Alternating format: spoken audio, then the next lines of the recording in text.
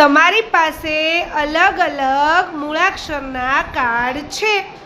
હવે જે હું અક્ષર બોલું તે અક્ષરવાળા બાળકોએ અહીંયા આવી અને શબ્દ બનાવવાનો છે. તો સૌથી પહેલાં આવશે ફળ. ફળ. ફ કોની પાસે છે? અળ કોની પાસે છે?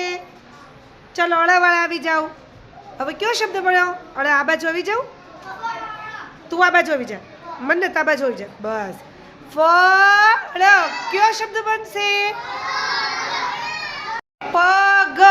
પ આવી જાય. ગ આવી જાય. કયો શબ્દ બન્યો? પગ. તાળી પાડી દો. પછીનો શબ્દ છે ઘર. ઘ કોની પાસે છે? ઘ આવી જાય. ઘ પહેલા ઊભો રહે. હવે ર કોની પાસે છે? ર એની બાજુમાં અહીંયા ઊભું રહે. ચલો કયો શબ્દ બનશે?